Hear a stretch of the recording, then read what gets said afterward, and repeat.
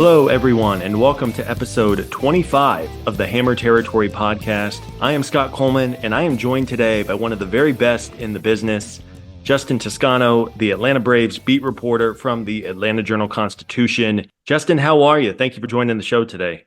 Yeah, I'm doing well, Scott. Thanks for having me, man. I just appreciate you. I know you've got a no ASU alums rule for your guests personally, so I just appreciate you lifting that for this one. Justin is a proud graduate of Arizona State University, and we are not going to hold that against him, at least right now in the summertime. It's a time of peace. There's no football, there's no basketball, baseball and softball just wrapped up. But no, Justin's a great guy. You know his work well, or you should know his work well, from the AJC, where he covers the Braves day in and day out, at home, on the road. He does a terrific job. You can follow Justin on Twitter at Justin C. Toscano. And of course, in the AJC, both in print and online, and on his podcast, The Braves Report. Justin, we are going to talk about the Braves on the field, but before we do, I just kind of wanted to pick your brain a little bit and get an idea of what a day in your life is like. I know this is something I was always curious about, of course, being at the ballpark for pretty close to 162. And, Yeah. It also comes with a ton of work and you make it look easy from afar. But, just kind of what is a day in your life like, especially in the middle of this 11-day, 9-game road trip that is seemingly never going to end? Yeah. Well, first off, thank you. I appreciate that. That's really kind of you to say. Um, I think it's about building in the things I can try to control. And what I mean by that is, and I'll try to lay it out too, but I don't want to be at the ballpark for a certain amount of time. So we're recording this at about 11:30 Eastern time. And the reason being is because I wanted to wake up and get a workout in because I know that's something I can have. Sometimes there's news, sometimes you got to check in with people. And I'm kind of even if I'm only at the ballpark for 10 hours or so or 11 hours, I'm kind of working all day a lot of times just because it's they might put somebody in the injured list, or I might have to do an early story. I might be catching up on transcribing things and writing stories I got in previous days. But it's tough because you just never really know when something, sometimes you have an inkling something's going to happen, or you hear something or something like that. But baseball can be so 24/7 all consuming that you really have to this makes me sound like a hippie, but protect your, the parts of your day that can be controllables. For me, it's working out, or the time I try to eat lunch, or try to go out for a walk and listen to some music or something so I can clear my head a little bit. But really it's I try to wake up.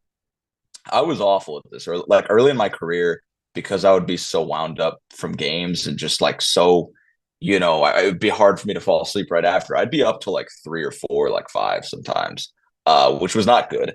Now I'm in bed a little earlier. I try to get up around 8:39. Usually, sometimes I'll have something to write, or something to do, or I just know a move's gonna happen. So I'm just kind of at my computer, and just really just getting stuff ready. But I try to get up, get a workout in. So today I kind of went to the gym, and then I went out for a run after I lifted. And then usually on the road, the clubhouse opens a little later than it would at home most times, except for that first day of the series. They usually have a hitters meeting, an advanced meeting like that. And it'll open, when kind of the home teams does. So the Tuesday in Baltimore, probably at the ballpark from 2 to 11 or 12, I would say, depending on the workload. I've been to at the ballpark, anytime from midnight to 2 or 3 a.m., depending on, what I've got to do. So it's kind of weird because some days can be very all consuming. Some days you're just working from the minute you wake up. But some days it is a little easier to build in a workout here or there. It's kind of about time management, but there's also stuff you can't control. We could be on this podcast right now and the Braves could acquire Luis Robert or something, there's just Yeah. that's just sort of the gig. And if they do that, it's really not an acceptable answer to be oh, well, I'm just going to go eat lunch. I'll take care of it after. So it's it is kind of funny in that way. It's just, you just never know what's going to come. Every day is different. But yeah, like once you do get to the ballpark, it's clubhouse for like 50, the mandated 50 minutes. Snicker after that, he'll go, address the media. And then they'll do like BP game, post game. So it's kind of the days there's somewhat of a structure, but they're not similar once you get into the fact of like, yeah, like news could break or like something could happen, or I could have to write something early, or I could have to like, the game times are different. So it's a little bit of here and there, man. Tough to plan for with like routine wise.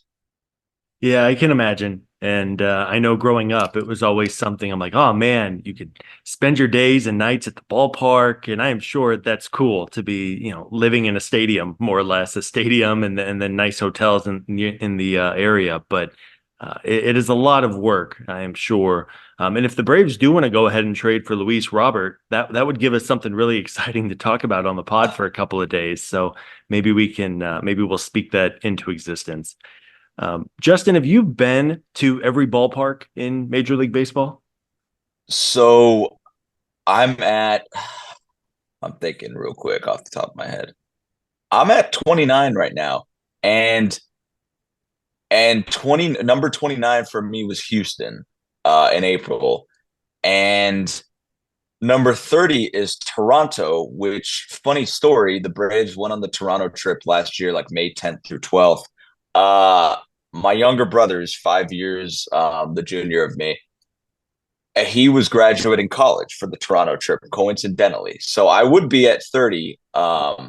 if he didn't, have the accomplishment of graduating college. So no, it was fun to be with family that day. My birthday is also May 12th. So I was, I was looking at that schedule a couple years ago and I was like, it's gonna be a little weird to spend my birthday like alone in like Canada. But I was here and I was, at his graduation. That'll be number 30 for me. But with the new balanced schedule, I know I've only got to wait another year. So they'll Yeah. be there next year. So I've been almost everywhere. And do you like the balanced schedule, playing every single team every year? I do and I don't. Like, and I'm just gonna approach this from like a personal. I'll do it actually from for the game. It's great. I think it's awesome. Like it's the best change they've ever made for the game. One of them, pitch clock being the other. I just think that it's such a benefit for Braves fans to get to see a Luis Robert or a Jose Ramirez or Randy Arozarena every. I'm just trying to think of these AL guys or Oh yeah. Rafael Devers. Like that's so cool. It's such a huge benefit for people to see, to grow the game that way, because people can see stars and they're not just, like it used to be. Like if you were in the NL or if you rooted for an NL team, these AL stars were just almost like a myth of your imagination because you never really saw them play live too much. And it always felt weird when the team you're rooting for did interleague or whatever.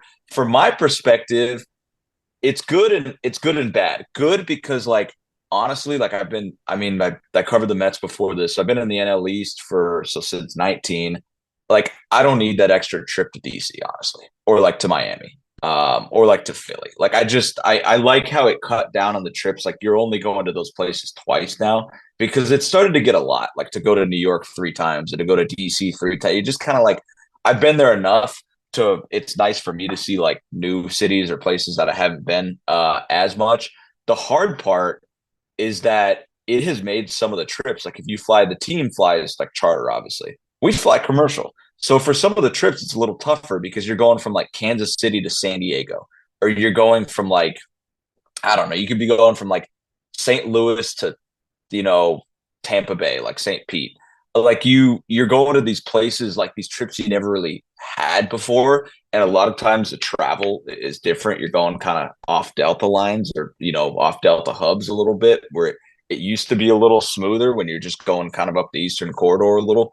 But I like it. Like I would not change it back. Like I love getting to see all the teams, getting to go to like all the ballparks. And I think it's like a better litmus test, right? Like now you can't just say, I'm trying to think, like now you can't just if the Brewers win the NL Central, it's like okay, the Central's weaker, but you can't say like all their games were against those NL Central teams. Like I like the fact that everybody's got to play everybody.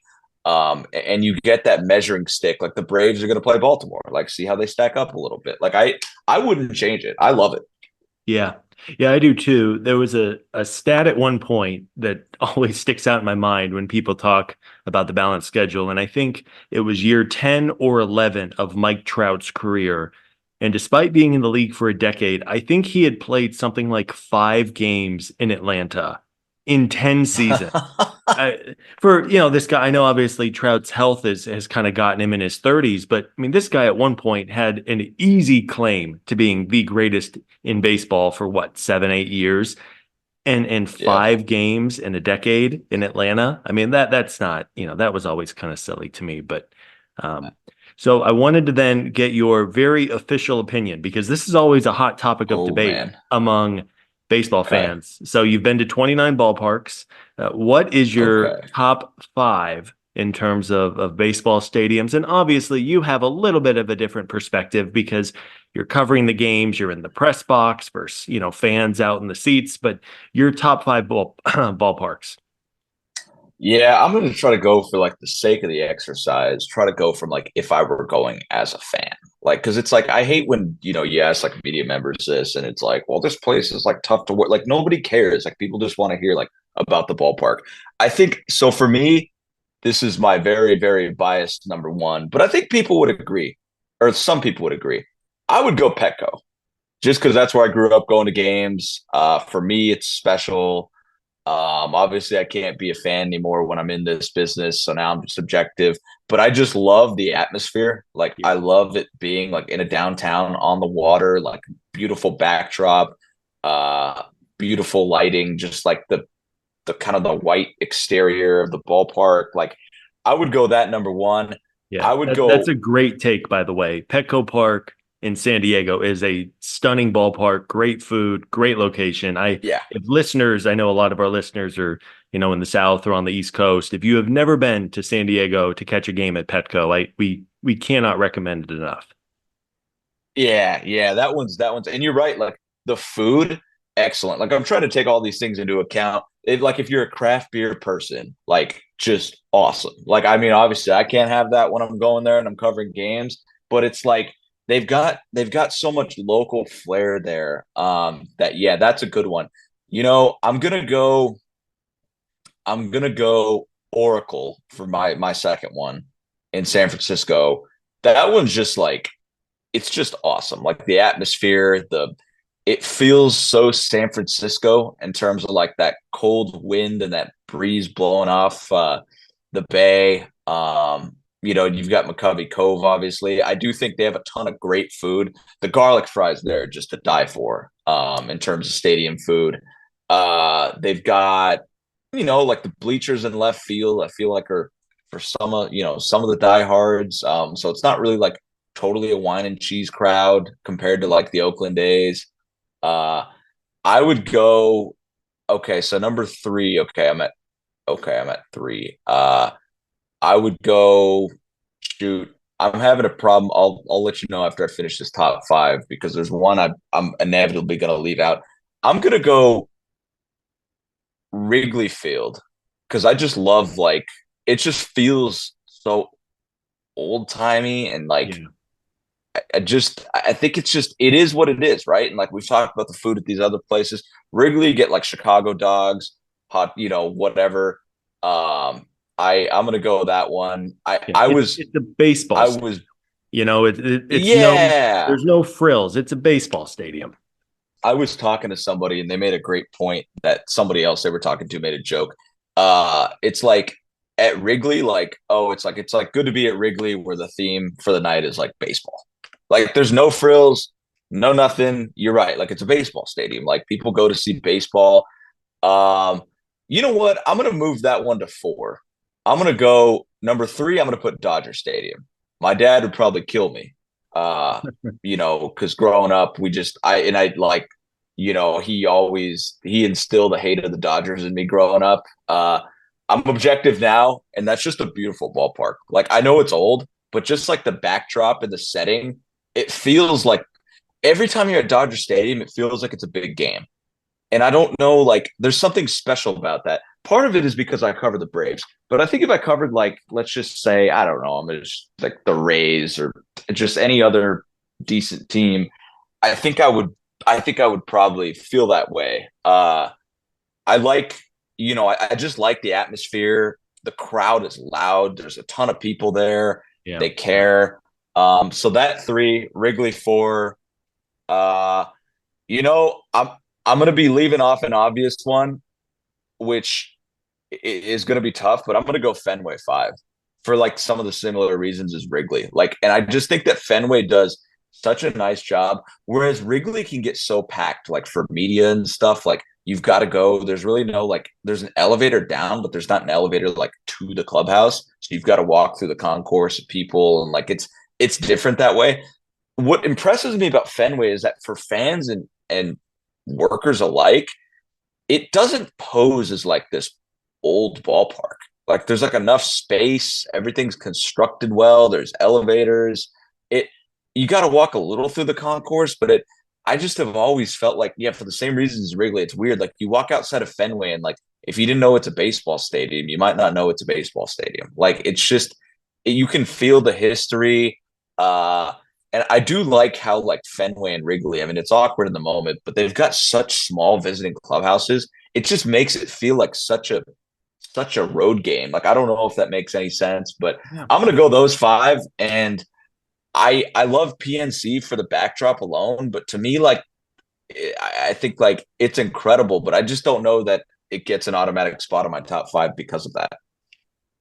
Well, that's good stuff. I appreciate the insight. Always a good discussion, I think, for baseball fans. It's like one of the coolest things about baseball is, it's different than the NFL or the NBA or the NHL, where same dimensions, generally the same Right. arenas with the same jumbotron and the same seats. So cool. Well, Yeah. that's yeah, that's and I could not agree more about Wrigley and Fenway. They are just baseball stadiums, and I think that's a really cool way. And just all the history. Well, great. It Well, it yeah, I'm sorry. Go ahead. yeah, it's almost no. It feels like, yeah, it feels like you're being transported like back into time. And that's what I like about it is that, yeah, it's like they're baseball stadiums. Like you go to watch a baseball game, like you're not going to see ridiculous things. You're not going to watch all these like ridiculous in between innings things, though there are some. You kind of go and you go to watch baseball, and it feels like you're among baseball fans. And I think that's which like people go to baseball games just to have a good time that aren't like huge baseball fans. Like that's okay too. And like the other places on the list I mentioned, like great places for those, especially San Diego and San Francisco. But man, you just like the history is such a big part of the game. How can you leave those two out? Yeah, for sure. All right. Well, we are going to transition to some Braves talk here with Justin in a moment. But first, a word from our friends at SeatGeek. SeatGeek is the official ticketing marketplace of Major League Baseball. They have you covered for all of your baseball ticket needs with more than 28 million downloads and the #1 rated ticketing app. There are more than 70,000 events listed at SeatGeek, including concerts, sports, festivals, theater events, and much more. Baseball season is in full swing, and you do not want to miss out on any of the action. They have your tickets to every single game on SeatGeek, and that, of course, includes the Braves, whether they're at home in Atlanta or on the road. I've used SeatGeek in the past for Braves tickets, and the experience could not have been better. They put all the tickets across the web in one place to make sure that you were getting the best possible deal every single time. Each ticket is rated on a scale of 1 to 10 at SeatGeek, so keep an eye out for those green dots as well as the best values to steer you in the right direction. Every ticket at SeatGeek is backed by their buyer guarantee, and SeatGeek is the only site that lets you return your tickets ahead of the event with swaps. We have a pretty great promotion for you guys where you can use our code HAMMER for $20 off your first purchase at SeatGeek. Again, $20 off your first purchase at SeatGeek with promo code HAMMER. Make sure you click the link in our podcast description to download the SeatGeek app today. And one more time, promo code HAMMER for $20 off your first purchase at SeatGeek. All right, Justin. So obviously, all the talk lately about the Braves has been this lineup that has been in this awful funk for 6 weeks now, and up and down. And everybody is struggling for the most part outside of one or two players. And I know you have written about this at length over at the AJC, but what is your take on the offense and these struggles, especially after having such a great season last year? I think we are getting a very close up, in depth look at what happens when guys, a team starts to get frustrated when it's not happening. Because I think that's what's happened. Like I don't think they've panicked, but you sense a little frustration in that clubhouse. You sense a little confusion. And I think we're getting a close up look at what happens in baseball in this game. It's kind of like golf that way, right? Like when you get frustrated and you press. And I think that's what it is. Like it's been happening. Been going on for so long that now I just don't know that they know what to do other than to do the same thing and hope it ends. And that's not a bad thing. Like usually in baseball, you don't want to try too hard. You don't want to change too many things unless there's something with the process that needs to be changed. I don't know that to be the case because you've got a bunch of veterans who have done it before. I just think that like they do care a lot, like, but they're trying too hard. Like they're trying way too hard. You see that in some of like the swing decisions. You see that in some of, I'll give you a good example. Second and third, they had like runners on second and third, no outs in that DC series. I think that was the second game or the third Yeah. game. Yeah. Friday night. And Yep. they had a runner on third with like less than two outs a few times. They had like two or three pop-ups in the infield in that situation. Like they're not even making productive outs. And it just feels like it's like they're not doing the little things. Like they don't, and I think like we're seeing like what happens when a team tries to press. Like they're just trying too hard. And I don't know that they're overly like flat or lifeless. Like I do believe as much as Brian Snitker has given a lot of, we were talking before the show and used a good word for it, coach speak answers. I do think the one thing he's correct on is like when a baseball team is quote unquote flat, it's literally just because you're not scoring runs. Like, sure, sometimes you don't like the body language, but if they were scoring runs, like they would have all this energy. And like that's like that one myth in baseball. Like you're never really like flat or lifeless. It's just that you're not hitting or scoring runs. I think that's the case here. And then honestly, Scott, like I think like we talked about this, like all of us, who watched this team over the last couple of years, this is what happens when they don't hit home runs, right?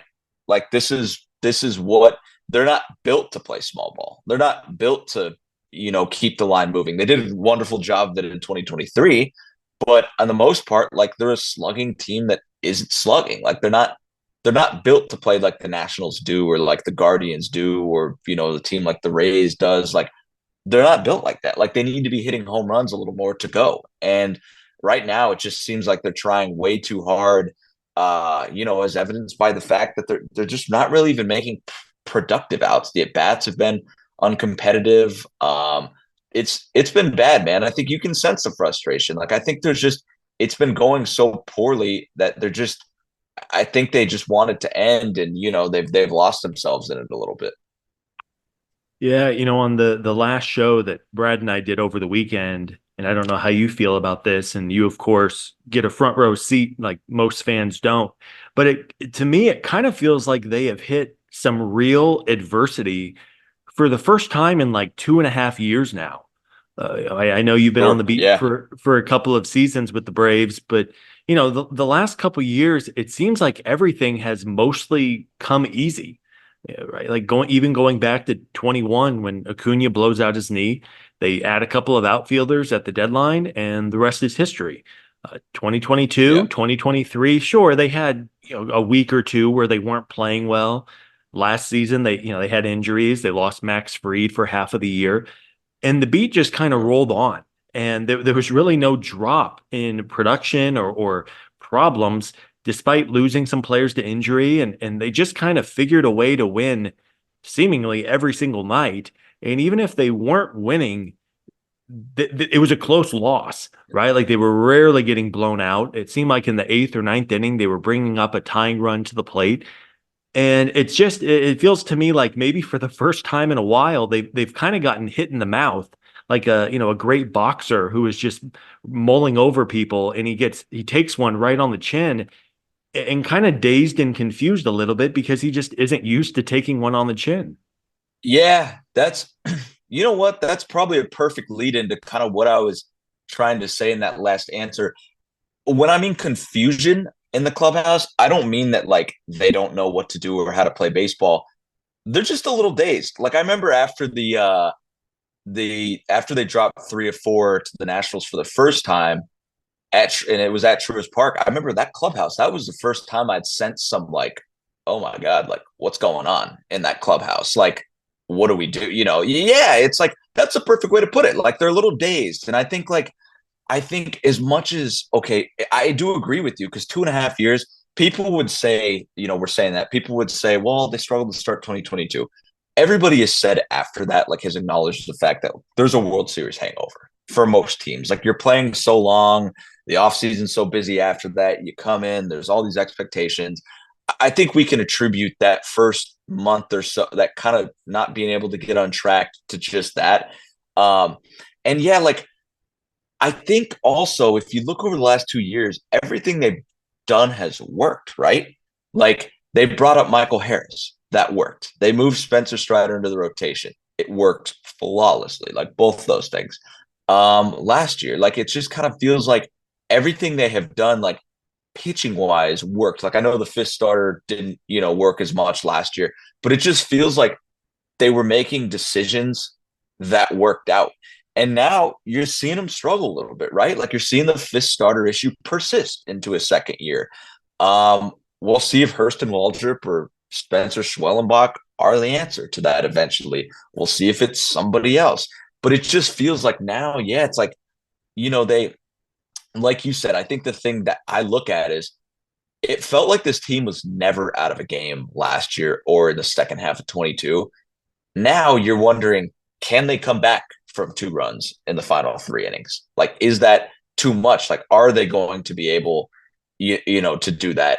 And it really feels like you've seen it. I think there's not a lack of effort, but you've seen it bleed over a little bit, like into the field, right? Like there were a couple errors in that LA series at Dodger Stadium. There were like on Saturday, there were just like some uncharacteristic mental blunders that happened in the field. And it was just like, it's just a malaise, I think is the best way to put it. But yeah, I think their days, like they have hit some real adversity. Like this is actual, holy smokes, how do we get out of this territory? And they're trying to find their way out. And they're good enough. Like they will. They're going to make the playoffs. They're going to be fine. And as long as you make the playoffs, anything can happen. I hate to render the regular season meaningless, but it literally like does not matter if you just make the dance. Yeah. But I do think there are some real causes for concern. And I don't mean like fans should be like doom and gloom, but I do mean that like this is not unlike some of the things that have been coming out of that clubhouse like publicly and like what are they going to say publicly? There's nothing else they can't say. There's some real reasons they have to look at this and how they're responding to it and how they're handling it. And this could be the best thing that's ever happened to them because it hadn't happened to them the last 2 years. And you know what? Like the good thing about this is it's happening in, end of April, into May, into June. Like it's not happening in September. It's not happening in August. Like we saw what happened when this team hit a little bit of a bump last September. Like it kind of spelled the end of their season. And like I just think that there's so much about it that's like, yeah, they're looking at it like, oh, like how do we get out of this? Like, oh, like this is what it feels like when everybody's not hitting at the same time, or this is what it feels like when you only got one guy going in Marcell Ozuna or another, and Matt Olson and Marcell Ozuna and Austin Riley coming on. Like, oh my God, like, yeah, this is, I think this was a team that was used to just waxing teams last year. And not to say like this would happen to anybody. Like, of course they're not used to this. They haven't gone through it in the last like 2.5 years. And most of the guys, on this roster playing key parts, you look at Sean Murphy, you look at Michael Harris, especially. You look at Orlando Arcia, especially. You look at Jared Kelenic, especially. Those are guys who have not gone through this with the Braves. They were not here in 21, like Orlando was, but he wasn't playing the role he is now. And it's just like they're not used to this. They're going to have to figure out a way. And as they do that, they're really lucky, Scott, that their pitching has just been spectacular. Well, that is a terrific transition from Justin's end. We're going to talk a little bit about the pitching, but first, a quick word from our friends at Foul Territory on AG1. Eric Kratz here from FT. I'm a former athlete that really pays attention to his routine. And AG1 every morning before my workouts is something that gets my day going. Hey, Braun here. AG1 is a foundational nutrition supplement that delivers daily nutrients and gut health support, and it's backed by multiple research studies so you can trust what you're putting in your body. Unlike other products which only test their ingredients in isolation, AG1 tests their formula as a whole. Ready for this stat? 97% of people in a research study felt more energy after 30 days of drinking AG1. If I had to recommend one product to support whole body health, it's AG1, and that's why FT is excited to have them as a new partner. Starting your journey with AG1 is a win. Try AG1 and get a free 1-year supply of vitamin D3, K2, and 5 free AG1 travel packs with your first purchase at drinkag1.com/foul. That's drinkag1.com/FOUL. Go check it out, FT fam. All right, Justin, you queued it up a couple of moments ago, but just wanted to get your take on the starting rotation in particular that has been so good, especially the big four. What more can be said about Chris Sale and Ronaldo Lopez? Those two have been fantastic offseason additions. If you were to go through a list of the 10 most impactful winter trades or signings, I'm not sure that those guys would be lower than one or two on that list, quite honestly, for what they have meant to this team. Your just general take and viewpoint on the rotation. Of course, we talked about Waldrop and Schwellenbach a few moments ago as well. What do you see for the fifth spot in the rotation, and how are they going to try to manage and maintain this rotation over the next couple of weeks and months, knowing that there are some real questions about workloads and injuries? Yeah, they've got to do it as they have and keep building in rest days. Like, I think that's crucial, man. Like, at a certain point, they will push the gas pedal, I think, because the division is still in reach. Like, we've seen that from 2 years ago. But they've got to keep building in these rest days. They cannot sacrifice that, because you don't want is to get to a place where you have to give Ronaldo Lopez or Chris Sale some extended time off. Like, you want to be able to manage this and massage this to the point where they can, those two can push it a little, in August, and then gear up for the postseason in September, but where it's not going to put them at a deficit. To me, like, that's the tough part of the Reynaldo Lopez situation. In 2018, 2019, he was proven durable, which really is like why the Braves felt so confident when they signed him that he could be a starter. Like, look, they knew he'd improved as a pitcher, but the durability he showed in 18, 19, like just making all those starts, like 32, 33 starts a year, both of those years. But like, that's a long time ago. And when you're a reliever who's pitched, 60, 65, 70 innings over the last few years, a season over the last few years, like, he's naturally going to blow through that workload. So that's the one that's a little tricky to me. Chris Sale, a little bit of the same, but he's a starter who, at least in the previous seasons had built up for that, had he not been hurt. I think they've done enough to where they can look, you're June, you're sitting here almost middle of June. You've got about a month to go to the All-Star break. You got 4 or 5 more starts for those guys. I think you can build in a couple extra days of rest, especially if you, like they're doing now, carrying an extra starter. Who knows how long that'll last. I think you can continue doing this to where you can massage it enough to where you really feel good going into the second half. I think Chris Sale, that was one of those offseason additions when we looked at it. And I know you guys probably talked in your show too. Like, you're like, man, hopefully the Braves weighed this one out correctly, because the injury history over the last few seasons would definitely point to a decline. But they felt good about the medicals. And they felt like, Alex takes recommendations from the medical staff and the doctors, and they felt good enough about doing that trade. He's just been excellent. The thing I point to with him is just being able to go 7 innings and 7 out of 12 starts is incredible, and really speaks to his health. You hope that continues.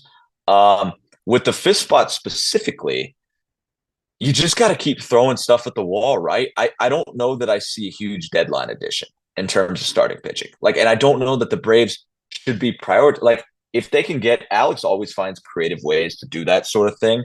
But at this point, like, you don't want to give up Waldrop. You don't want to give up Schwellenbach, in a trade like that for starting pitching, unless it's going to be something meaningful, right? Like, I don't know that they would want to, give up J.R. Ritchie. Owen Murphy is having Tommy John surgery. Like they've got a lot of good pitching down on the farm. It's going to be a very interesting evaluation to how Alex uses his resources in house and in the system to prioritize like outfield versus starting pitching. I think what they can do is get like a mid-tier starting pitcher to help out, with that fifth spot and eat innings, and kind of be another guy that helps other guys get rest, because you don't need five starters in the postseason. You just have to keep Reynaldo Lopez and Chris Sale, and especially Chris Sale, healthy, because even if you want, you can move Reynaldo to the bullpen down the stretch for the postseason. But you've got to find a way to eat enough innings in that fifth spot to where one gives you a chance to win and two keeps the other guys healthy. So I think they've got to add there, because you've seen it, right? Like you've seen Wine and Shuffle, you've seen Vines. Like I don't know that those guys are the answers yet. You could say Bryce Elder could be. You could call him back up. And I think Bryce is, I think Bryce is good. I think he's better than people give him credit for. But I think all of this is to say that you have to prioritize keeping your top three, top four healthy. You just have to. That is imperative. You cannot get to game 3 in a postseason series like you have the last previous 2 years and have this game 3 issue of, well, who are we going to start? And then whoever doesn't start here, I'll start in game 4. Like you gotta have these guys lined up and healthy. The issue, though, Scott, is if you are talking about the division, I know last year the Braves saw that, their top 4 had a great ERA. The fifth spot had like a 5.5. So when they were looking at adding Reynaldo Lopez, one thing they thought about in that transition was he's just got to be better than a 5.5 ERA to make it worth it. And he's been way better than that. Well, now you're running into a similar issue where the numbers are even worse for that fifth spot, right? And like that impacts winning. Like, and to a lot of fans, that looks like punting games. And so the Braves are really going to need to be strategic because they're going to want to get these guys rest. But at a certain point, you cannot let the Phillies run away with the division because, even if the 5-day break isn't ideal for those division winners, you ask any team would want to line up its pitching for the division series. Like any team would want the rest. Like I think that matters too. So they're kind of caught in between, these different parts. And I think they really need to add to the rotation at the deadline as it approaches. It doesn't have to be a star, really an impact level pitcher, but they've got to add something because they cannot just leave this depth out there, to rot. They've got to protect these guys. Yeah, for sure. Arguably, I think this is going to be Alex's biggest job at the deadline, at least since 2021, where he retooled the entire outfield in a span of about 5 days. So definitely some interesting things on the horizon. Justin, we're going to get you out of here. I know you have a busy couple of days ahead in Baltimore, but just, your closing thoughts on this team now. We have about 100 games or so left on the schedule. I know we talked at length about the lineup and the rotation and what those groups need to do moving forward. But, you cover this team every single day. You get them in the clubhouse. You see them on the field in person. Just on a whole, where do you see this team moving forward? It doesn't sound like you're too concerned, but as you also alluded to, it would be silly to not acknowledge that there's been some real struggles over the last month or so. Yeah, you'd be living in a bubble, under a rock to not acknowledge that. Like that's just it's been bad. Like just, we don't have to sugarcoat it. It's been brutal. And like that's where like I'm not super concerned because it's just such a long season and it's like they've got a lot of time to figure it out. But you have seen teams in the past use that sort of verbiage and it gets real late, real early, right? I don't think that's going to happen to this group, but I see why fans are upset. Like, I don't, like, nobody should be admonishing fans for being upset. Like, that is fandom. Like, it's not always going to be rational. And you know what? Like, anger is better than apathy. And like, I think any sports, business leader, executive, or anybody would tell you that. I guess my final take is just they've got to get off the mat. Like, they haven't been good at stringing together offensive performances. They've had a game of life here, a game of life there, and it just is always followed with a loss. They just have not strung together great offensive outings. They've got to get off the mat, and I think once they validate to themselves, like, hey, we are still this team. We can do this. It's going to get rolling. I think it'll be fine, but I understand why it's been brutal for people to watch because it's just, yeah, they've underperformed their expectations by a lot. But hey, you look at it, they're still 7 games over 500. They're going to be fine with the way the NL's set up. They're going to make the playoffs, even if they don't win the division. Yeah, they'll be fine. They'll probably be that first wild card team just because they did get off to such a hot start. This team will be fine. And I almost wonder if this will help them down the road. I almost wonder if struggling now because it isn't struggling in September, because it is having to get through adversity. I almost wonder if this was the adversity they needed to win another World Series. And what I mean by that is, you watch this team the last 2 years in the postseason. When it got punched in the mouth by Philly, it did not know how to respond. And I think that was, you bottle up that, you use the analogy of the boxer.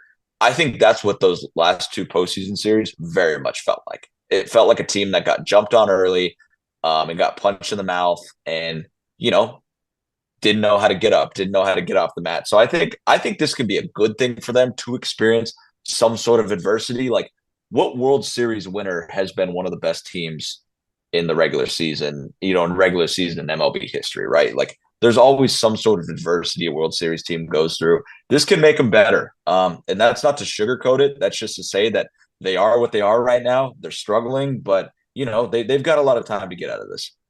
That is very well said. Let us hope that there are brighter days on the horizon. Justin, thank you again for taking some time out of your day in Baltimore here to join the show.